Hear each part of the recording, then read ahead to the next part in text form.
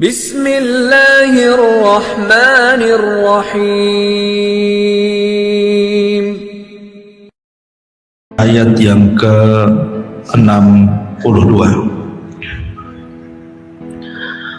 A'udzubillahi minasyaitonirrajim. Bismillahirrahmanirrahim. Innal ladzina amanu wal ladzina hadu wan nasara was-sabiina man amana billahi wal yaumil akhir wa amila salihan falahum ajruhum inda rabbihim wala khaufun alaihim wala hum yahzanun. Sesungguhnya orang-orang yang beriman dari dan juga orang-orang Yahudi, kemudian orang-orang Nasrani dan orang-orang Sabiin. Siapa saja di antara mereka yang beriman kepada Allah dan hari akhir dan juga beramal saleh, maka mereka mendapat pahala dari Tuhan mereka, tidak ada rasa takut pada mereka dan mereka tidak bersedih hati.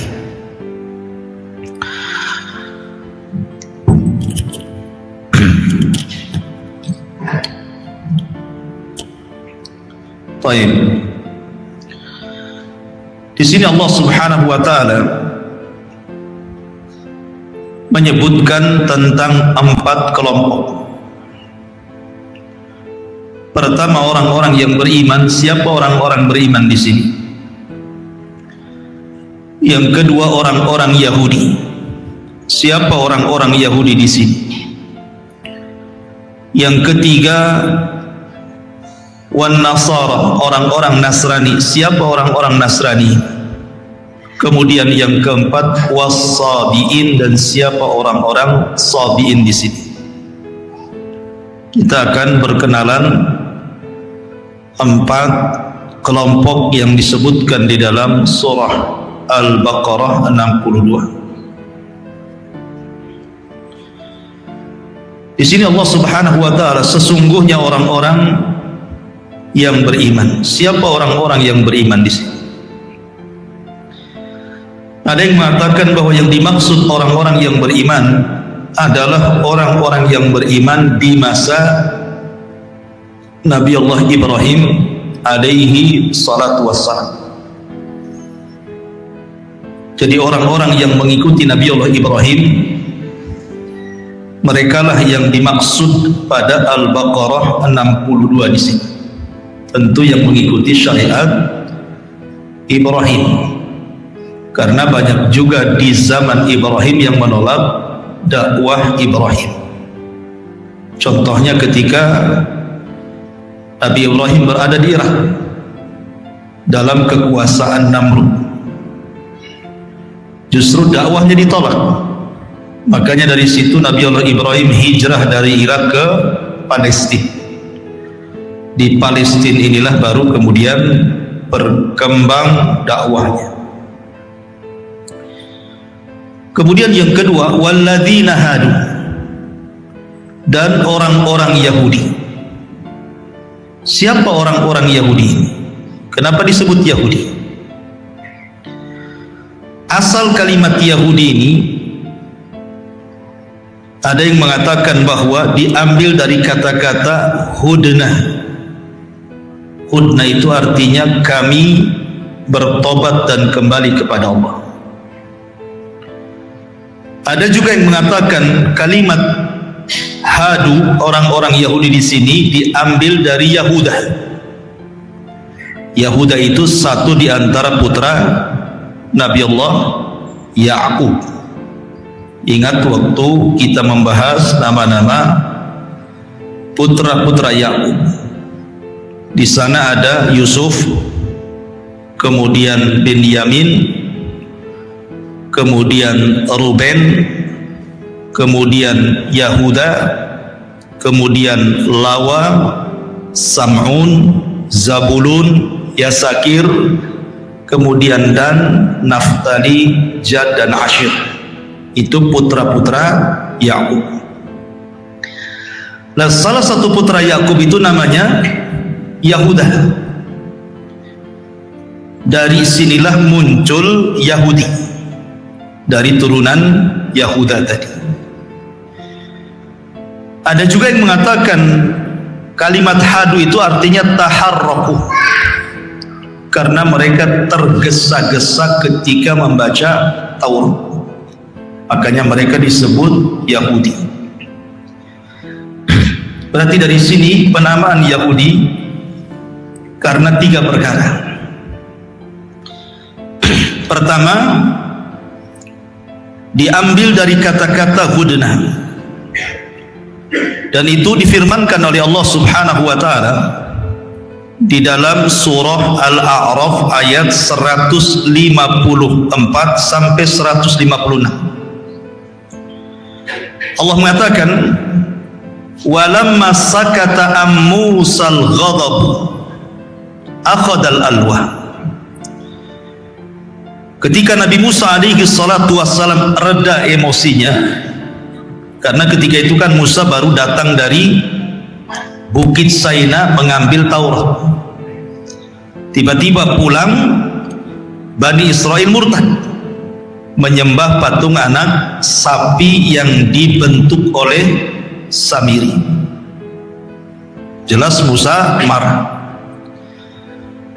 Maka di sini Allah mengatakan sesudah amarah Musa mereda, maka dia pun mengambil kembali papan Taurat itu. Wa fi nuskhatiha hudan wa rahmah lilladzina hum li rabbihim yarhabun. Kemudian Allah mengatakan, dan dalam tulisan Taurat itu terdapat petunjuk dan rahmat untuk orang-orang yang takut kepada Tuhannya. Wakhtara Musa qaumahu sab'ina rajulan limiqatina.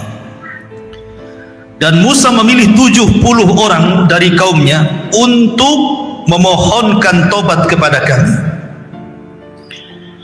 Falamma akhadathumur rajfatu, pada waktu yang telah kami tentukan, maka ketika kami goncangkan gempa, qala rabbi in syi'ta akhlaqtahum min qablu wa iyyai. Maka Musa berkata, ya Tuhanku, kalau engkau menghendaki tentu engkau membinasakan mereka dan juga membinasakan aku sebelum ini. Atuhlikuna bima fa'ala as-sufaha'u minna. Kemudian Musa mengatakan, apakah engkau akan membinasakan kami karena perbuatan orang-orang yang kurang berakal di antara kami? In hiya illa fitnatuka tudillu biha man tasha wa tahdi man tasha.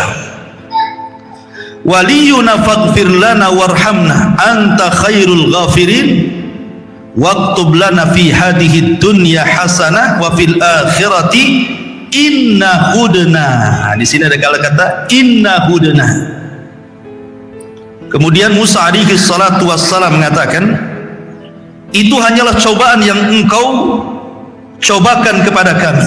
Engkau sesatkan dengan cobaan itu siapa yang engkau kehendaki, dan engkau beri petunjuk kepada siapa yang engkau kehendaki. Engkaulah yang memimpin kami, maka ampunilah kami dan berilah kami rahmat, dan engkaulah pemberi ampunan yang sebaik-baiknya, dan tetapkanlah untuk kami kebaikan di dunia dan akhirat. Kemudian Allah mengatakan, inna hudna, sesungguhnya kami kembali bertobat kepadamu. Di sini ada kalimat hudna ilai, kami bertobat. Jadi orang-orang Yahudi ini disebutkan kepada siapa? 70 orang pilihan Nabi Musa yang bertobat. Lah dari 70 orang pilihan Nabi Musa yang bertobat itulah makanya muncul kalimat Yahudi ketika mereka mengatakan hudna. Berarti Yahudi diambil dari kata-kata hudna dalam surah Al-A'raf 154 156 ini. Ini satu pendapat. Ya, kenapa muncul nama Yahudi? Kemudian pendapat yang kedua, sebagaimana sudah saya katakan tadi, Nabi Allah Ibrahim alaihi salatu wassalam itu memiliki dua keturunan yang jadi nabi. Pertama Ismail, yang kedua Ishak. Dari Ismail tidak ada keturunan jadi nabi kecuali penutup para nabi, Rasulullah sallallahu alaihi wa ala alihi wasallam. Tetapi dari Ishak ini turun nabi banyak. Ketika dia punya anak namanya Yakub inilah disebut Israil. Sebagaimana ma'ruf di dalam Al-Qur'anul Karim kalimat Israil ini kan. Contoh saja umpamanya dalam surah Maryam. Kita lihat dalam surah Maryam ayat 58. Allah mengatakan, ulaika alladzina an'ama Allahu 'alaihim minan nabiyyina min dzurriyyati Adam wa mimman hamalna ma'a Nuhin wa min dzurriyyati Ibrahim wa Israila. Di sini ada kalimat Israil. Mereka itulah orang-orang yang telah diberikan nikmat oleh Allah, yaitu dari golongan para nabi dan dari keturunan Adam dan dari orang yang kami bawa dalam kapal bersama Nuh dan dari keturunan Ibrahim dan keturunan Israil. Siapa maksudnya Israil di sini? Yakub. Dan dari keturunan Yakub gitu maksudnya. Lah dari Yakub inilah tersemat kalimat Israil. Nama lain daripada Yakub itu Israil, sehingga seluruh keturunannya disebut Bani Israil. Lah di antara Bani Israil ini, di antara putra-putra Yakub itu ada yang namanya Yahuda. Dari Yahuda inilah muncul kalimat Yahudi. Nah, itulah kenapa kemudian disebut Yahudi. Padahal ikhwatu fiddin yang dimuliakan Allah subhanahu wa ta'ala, ada juga yang mengatakan bahwa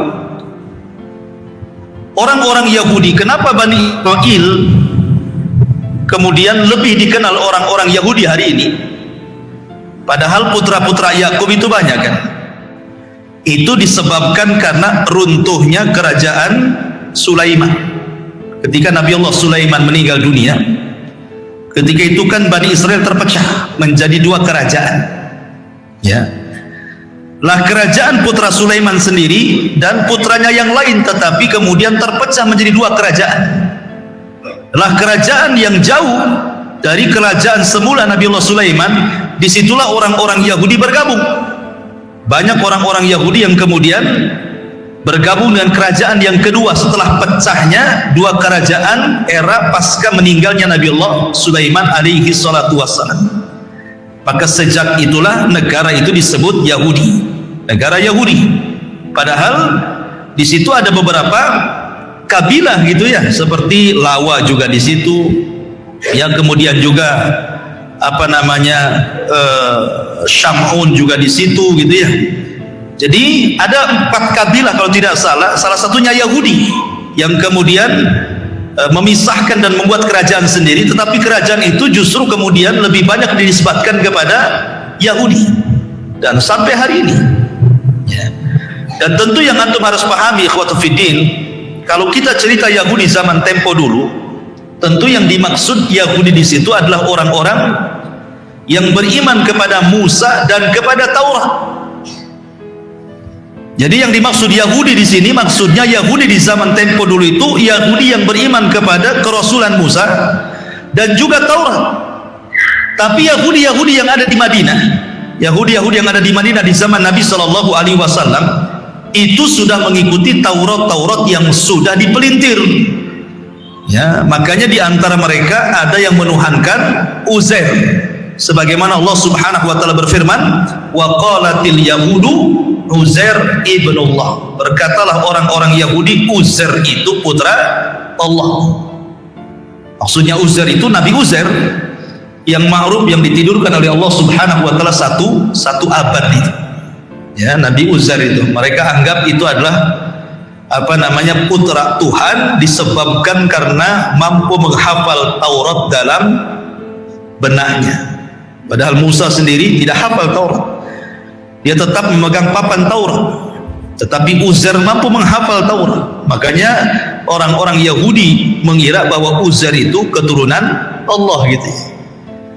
Oh, kalau orang Islam menghafal Quran banyak, ya kan? Enggak juga dikatakan anak hafal Quran si Musa itu ya, dikatakan anak Tuhan kan gitu ya, karena terlampau banyak anak Tuhannya nanti, karena yang menghafal Quran banyak dalam Islam ya.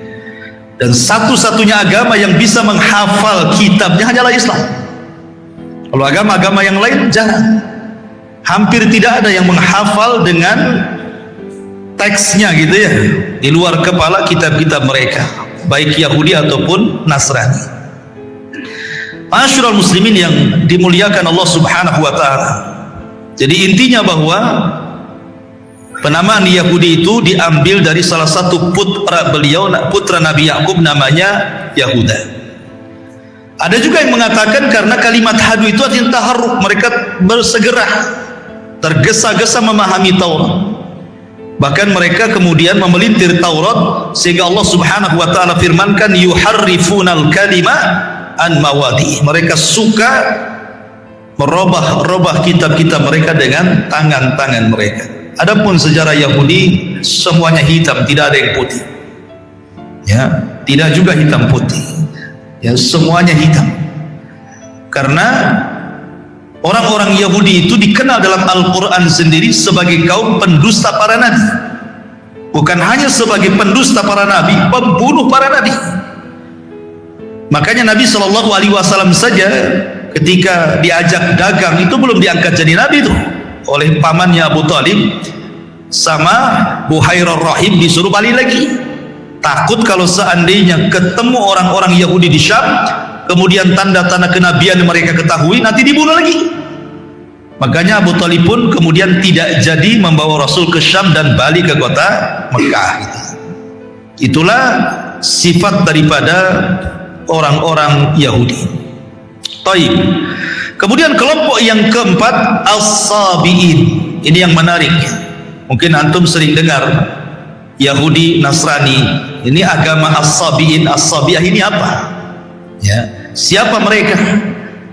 Kenapa Allah Subhanahu wa taala cantumkan sebagai kelompok yang keempat setelah menyebutkan orang-orang yang beriman di zaman Ibrahim, kemudian orang-orang Yahudi yang mengikuti Nabi Musa, kemudian yang ketiga Nasrani dulu.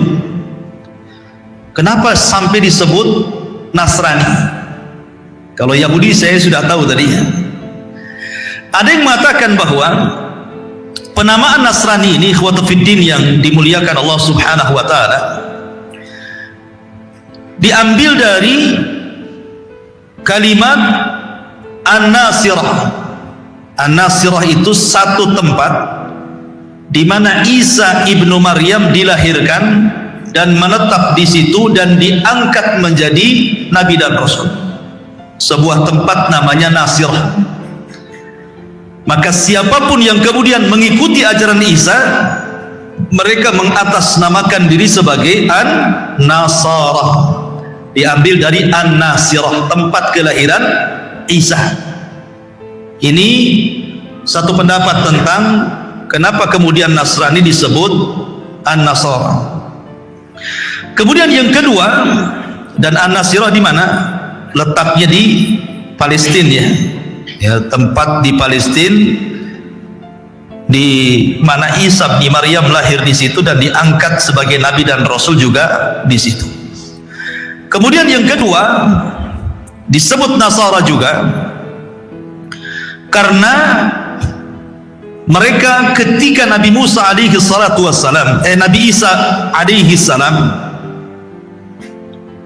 mereka orang-orang Romawi berusaha untuk membunuh Isa, ya kan? Berusaha untuk membunuh Isa karena ketika itu kerajaan Romawi di zaman itu sudah berhasil membunuh Yahya. Kemudian setelah itu membunuh Zakaria. Kemudian mereka khawatir kalau kemudian Isa ini karena tahu bahwa Yahya dan Zakaria itu kan masih kerabatnya, otomatis dia bisa menggerakkan orang melawan kerajaan gitu ya. Maka sebelum terjadi kekhawatiran kerajaan ini, akhirnya kemudian mereka pun hendak membunuh Isa bin Maryam. Lah, kemudian Isa bin Maryam ini memiliki orang pilihan sebanyak 12 orang. Lah, orang-orang pilihan ini disebut Hawariyun. Disebut Hawariyun. Makanya Allah Subhanahu wa taala berfirman, "Man ansari ilallah?" Qala al-hawariyuna nahnu ansarullah. Berkata Hawariyun, berkata Isa bin Maryam, siapa yang akan menolongku? Maka orang-orang Hawariyun yang berjumlah 12 itu mengatakan, kami yang akan menolongmu. Maka ketika dia kemudian menolong Isa, dalam bahasa Arab menolong itu kan nasara, yansuru nasran gitu ya. Maka kemudian diberi namalah Nasara itu dari kalimat Nasara, artinya menolong, membela. Dari 12 orang pilihan Nabi Musa, Nabi Isa alaihi salatu wassalam, ketika Isa hendak dikepung oleh pihak kerajaan Romawi kala itu.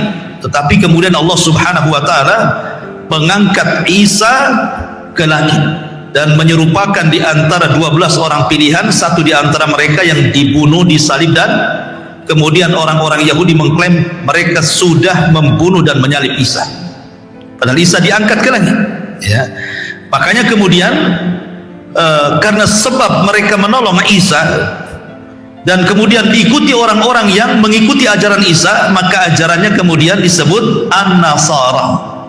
Jadi An-Nasara itu diambil dari kelahiran Isa An-Nasiri di Palestina sana, maka pengikutnya disebut Nasara. Ada juga diambil dari kata-kata Nasara itu artinya menolong. Jadi siapapun yang menolong agama Isa, siapapun yang berusaha untuk membentengi Isa bin Maryam dan ajarannya, maka mereka disebut An-Nasara. Ya. Ma'asyiral muslimin yang dimuliakan Allah Subhanahu wa taala. Tetapi ikhwatu fiddin yang dimuliakan Allah Subhanahu wa taala, tentu kalau kita melihat An-Nasara di zaman itu tentu berbeda dengan Nasara di zaman sekarang kan gitu ya. Karena Nasara di zaman itu memang agama yang paling benar setelah agama Yahudi. Jadi mereka betul-betul berpegang kepada ajaran Isa bin Maryam. Mereka tidak menuhankan Isa sama sekali. Baru setelah kemudian ada yang mengatakan 300 tahun setelah Isa meninggal, muncul seorang yang bernama Paulus atau siapa namanya, yang tadinya ajaran Yahudi kemudian tanasar, pura-pura menjadi Nasrani, kemudian melakukan perubahan dalam ajaran Nasrani sehingga muncullah istilah-istilah yang kita kenal menurut mereka, seperti Isa adalah anak Tuhan, Isa satu di antara 3 Tuhan, bahkan yang paling ekstrim yang mengatakan Isa adalah Tuhan gitu ya. Ma'asyiral muslimin yang dimuliakan Allah Subhanahu wa taala. Lalu apa bedanya dengan Al-Masih? Ya kan, ada penanggalan namanya penanggalan Masehi. Masehi bahasa Arabnya Masihi. Kalau bahasa kitanya Masehi. Kenapa ada penanggalan Masehi? Karena diambil dari kelahiran Isa Al-Masih. Lalu apa bedanya An-Nasara dengan Al-Masihiyun? Ya. Sebenarnya munculnya kalimat Al-Masih ini karena Allah Subhanahu wa taala berfirman di dalam surah Al-Imran ketika Allah mengatakan idz qalatil malaikatu ya Maryamu innallaha yubashshiruki bi kalimatin min husmuhul masihu Isa bin Maryam. Nah, di sini kalimat masih kan itu. Ya. Dan ingatlah ketika malaikat berkata ya Maryam, sesungguhnya Allah memberikan kabar gembira kepadamu dengan kalimat.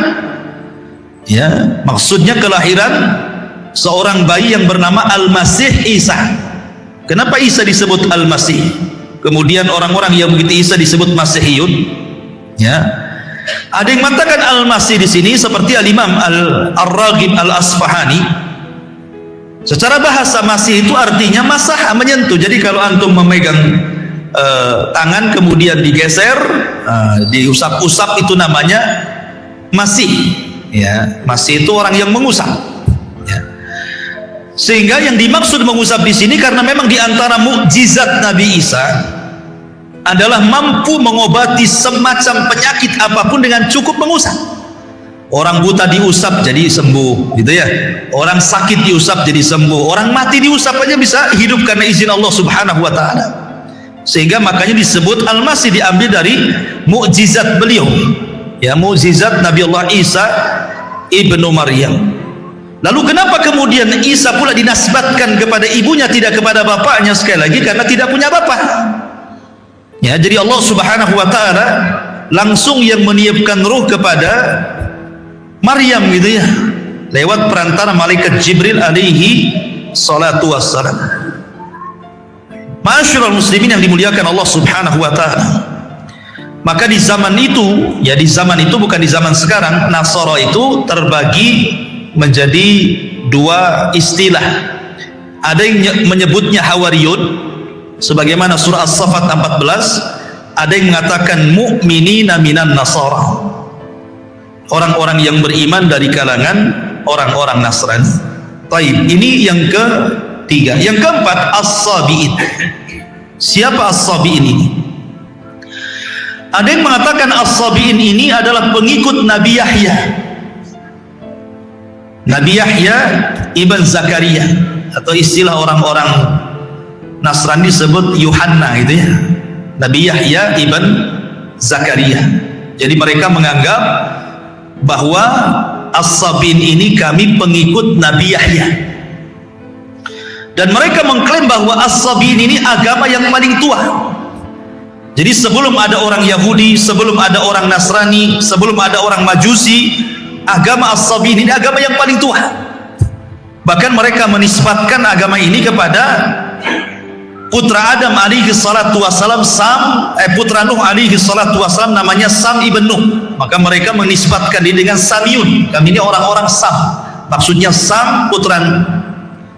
Tetapi mereka meyakini bahwa Nabi yang diutus kepada mereka itu Nabi Yahya, Nabi Yahya ibn Zakaria, dan mereka para penyembah bintang. Ya, mereka para penyembah bintang. Kenapa mereka sampai mensucikan bintang?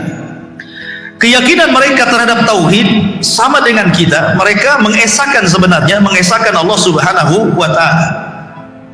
Orang-orang As-Sabi'in, maksudnya Sabi'in tempo dulu, mereka mengesahkan Allah Azza wa Jalla.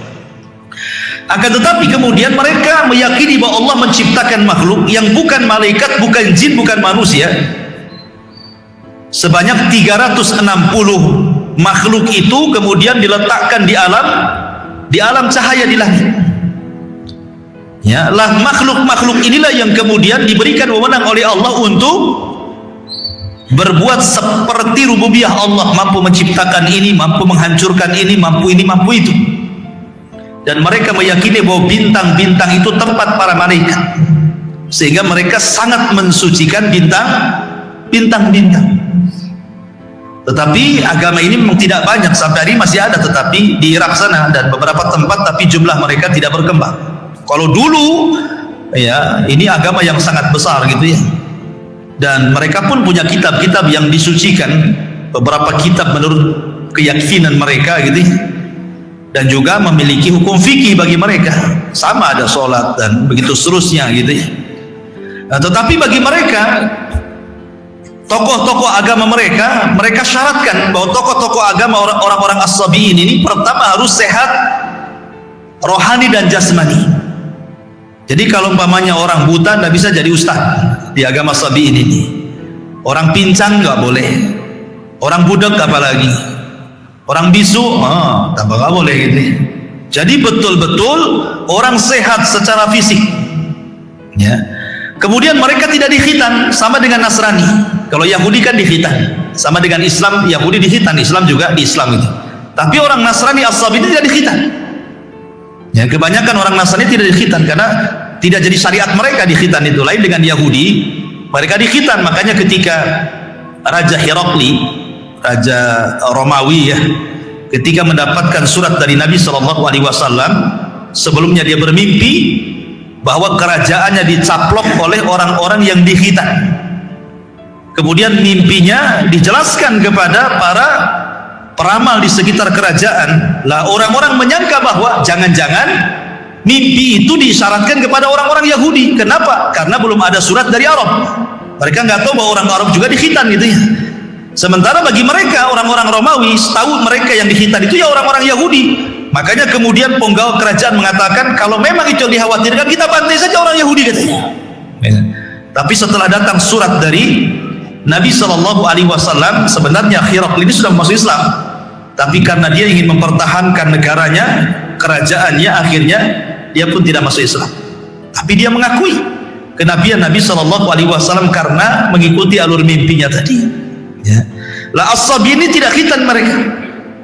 Jadi mereka harus sehat jasmani rohani dan tidak ada khitan, dan mereka harus menikah, dan kalau punya istri tidak boleh mandul. Jadi istrinya harus beranak, ya, gitu ya. Baru jadi tokoh agama. Kalau istrinya mandul nggak bisa jadi ustaz. Kalau nggak dikhitan apalagi nggak boleh jadi ustaz. Nah, jadi mereka punya aturan. Termasuk juga ajaran mereka itu tidak boleh talak. Nggak ada talak, istilah talak di antara mereka. Kalau jadi suami istri ya seru selamanya gitu ya. Jadi suami istri itu nggak bisa milah-milih, ya itu dapat jodohnya lah kan itu ya. Walaupun kecuali kalau sudah parah betul gitu ya, mungkin terjadi talak. Dan banyak hukum-hukum mereka. Tapi yang jelas bahwa kalimat as-sabi'in ini diambil dari kata sobah. Ada yang mengatakan bahwa sobah itu artinya taroka, meninggalkan. Jadi orang yang meninggalkan dari yang baik ke yang buruk, dari yang buruk ke yang baik, itu disebut sabi dalam bahasa Arab. Makanya Nabi SAW, orang Arab menyebutnya sabi, karena Rasul meninggalkan agama, tidak mengikuti agama jahiliyah dan membawa agama baru. Dan ketika Umar bin Khattab masuk Islam pun orang-orang mengatakan sabi Umar itu. Ya. Jadi itu kalimat sabi, dan kalimat sabi ini dalam Al-Quran disebut dalam 3 ayat. Pertama dalam surah Al-Baqarah, yang kedua dalam surah Al-Ma'idah, yang ketiga dalam surah Al-Hajj. Disebut kalimat sabi'in 3 kali. Sehingga para ulama menjadi khilaf, sebenarnya sabi ini siapa? Tadi pendapat yang pertama, as-sabi ini pengikut Yahya ibn Zakaria. Ada juga yang mengatakan bahwa as-sabi'in ini adalah mereka bagian daripada agama Nasrani, tapi bukan Nasrani. Mereka bagian daripada agama Nasrani, tapi juga mereka mengatakan bahwa ya, sabi ini bukan Yahudi, bukan Nasrani, ya. Dan mereka tidak memiliki agama sama sekali, tidak memiliki agamanya, mengikuti fitrahnya saja. Wallahu a'lam, banyak khilaf di antara para ulama ini tentang agama as-sabi'in ini. Yang jelas bahwa yang masyhur di antara ulama bahwa mereka mengakui bahwa Yahya itu sebagai nabi mereka. Itu saja. Maka di sini Allah mengatakan innal ladzina amanu wal ladzina hadu wan nasara was sabiin man amana billah. Jikalau mereka beriman kepada Allah dan hari akhir, wa amila salihan, dan beramal saleh, falahum ajruhum inda rabbihim wala khaufun alaihim wala hum yahzanun. Maka bagi mereka pahala mereka di sisi Rabb mereka, dan tidak ada rasa takut bagi mereka dan tidak bersedih hati. Artinya bahwa siapapun yang beriman di zamannya, ingat ya, kita ini kan bicara tentang di zamannya. Kalau di zaman sekarang tidak boleh kecuali harus masuk Islam, tidak boleh. Karena Nabi SAW yang mengatakan, la yasma'u bi yahudiyyun wala nasraniyyun summa lam yu'minu bi illa kanu min ashabil jahil. Siapapun yang mendengar diutusnya diriku, kata Nabi SAW, mau dia Yahudi, mau dia Nasrani gitu ya, maka ketika dia tidak beriman kepada aku, maka dia termasuk penduduk neraka jahil. Ya. Bahkan Nabi tegas-tegas mengatakan, kalau seandainya Musa hayyan, lau kana Musa hayyan summa taba'tumuhu wa taraktumuni la dhalaltum. Kalau seandainya Musa Bani Israel hidup di zaman sekarang, kalian ikut Musa dan meninggalkan diriku, sesat kalian. Artinya apa? Seandainya nabi-nabi itu pun hidup, maka mereka pun harus gabung dengan Nabi SAW. Tidak bisa kemudian mendakwahkan syariatnya sendiri, karena Nabi SAW diutus bukan kepada kaumnya, bukan seperti nabi-nabi sebelumnya, tetapi Nabi itu diutus kepada seluruh manusia. Ketika diutus kepada seluruh manusia, berarti tidak boleh ada nabi setelah Nabi SAW, karena Rasul sudah diutus kepada semua manusia. Ya, berarti tidak berhak ya orang-orang itu mendakwahkan agamanya kecuali harus mengikuti Islam. Ma'asyiral muslimin yang dimuliakan Allah Subhanahu wa taala. Kemudian kalau kita menggabungkan Yahudi dan Nasrani, dalam Al-Qur'an itu ada istilah ahlul kitab kan? Ahlul kitab. Kalau disebut ahlu kitab, maknanya apa? Maknanya Yahudi dan Nasrani. Kalau disebut ahlu kitab, maknanya Yahudi dan Nasrani, tidak masuk as-sabiin. Ya, as-sabiin tidak masuk dalam kalimat ahlu kitab. Kalau diitlakkan ahli kitab dalam Al-Quran, maksudnya Yahudi dan Nasrani. Lalu apa perbedaan Yahudi dengan Nasrani? Kalau Yahudi beriman dengan Musa dan syariatnya dan kitab mereka Taurat. Kalau Nasrani, maka mereka beriman kepada Isa dan kitab mereka Injil. Ya, kitab mereka Injil. Tapi Yahudi tidak menuhankan Isa. Yahudi tidak menuhankan Nabi Musa. Yahudi tidak mengatakan Musa itu anak Allah. Musa itu satu di antara 3 Tuhan. Nah, yang mengatakan seperti ini kepada nabinya hanya Nasrani. Yang mengatakan Isa anak Tuhan, Isa satu di antara 3 Tuhan, Isa Tuhan itu sendiri, hanya Nasrani. Yahudi tidak. Yahudi tidak mengatakan Musa anak Allah. Mereka yang mengatakan Uzair anak Allah. Kemudian juga dari segi hari yang disucikan, orang Yahudi menghargai dan mensucikan hari Sabtu. Tapi orang Nasrani hari Ahad, Islam hari Jumat gitu.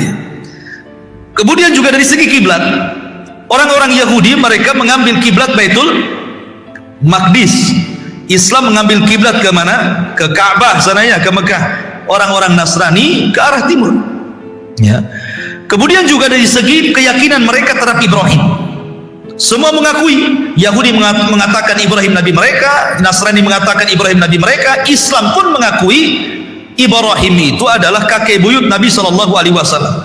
Dan pengakuan orang-orang Yahudi dan Nasrani dibantah dalam Al-Quran. Maka Ibrahimu Yahudiyan wala Nasraniyan, walakin kana hanifan muslimah. Ibrahim bukan Yahudi, Ibrahim bukan Nasrani. Ibrahim itu seorang Muslim yang hanif, yang jauh daripada kesyirikan kepada Allah Subhanahu wa ta'ala.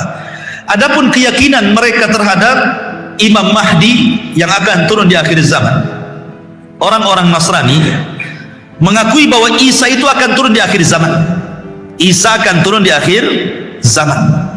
Tetapi orang-orang Yahudi mengakui bahwa bukan Isa yang akan membebaskan dunia, tetapi Al-Masih Dajjal dalam keyakinan kita terhadap mereka. Jadi Isa menunggu, Nasrani menunggu Isa, Yahudi menunggu Dajjal, Islam menunggu Imam Mahdi, gitu loh maksudnya. Ya. Tetapi ikhwatu fiddin dimuliakan Allah, keyakinan kita Isa itu turun dalam rangka membantu Imam Mahdi, membantu syariat Islam, bukan menegakkan ajaran yang dibawanya. Karena tidak ada nabi setelah Rasul sallallahu alaihi wasallam. Ketika dia turun tidak berhak dia melancarkan dakwahnya. Karena ketika Isa diangkat ke langit sudah sempurna kenabiannya. Sehingga ketika turun dia bukan dalam rangka menyebar syariatnya, dia hanya ditugaskan untuk membunuh Dajjal, mematahkan salib, membunuh babi, dan mengajak manusia masuk ke dalam Islam. Dan Isa berdoa kepada Allah untuk berjumpa dengan Rasul, dan Allah ketemukan saat peristiwa Isra dan Mi'raj. Ya, Ma'asyiral muslimin yang dimuliakan Allah, itu diantara perbedaannya. Kemudian secara hukum dalam Islam, orang-orang Yahudi dan Nasrani itu halal sembelihan mereka, halal sembelihan mereka. Kemudian juga wanita-wanita mereka boleh menikah dengan laki-laki Islam, tapi tidak boleh dibalik. Gak boleh wanita-wanita Islam menikah dengan laki-laki ahli kitab, tapi wanita-wanita ahli kitab boleh menikah dengan orang Islam walaupun mereka tetap dalam agama mereka. Pamannya suami istri, ini si istrinya tetap Yahudi, tetap Nasrani, tidak apa-apa selama resepsi pernikahannya sesuai dengan syariat Islam. Ya, syukur-syukur kalau suaminya bisa menarik ke dalam Islam gitu ya.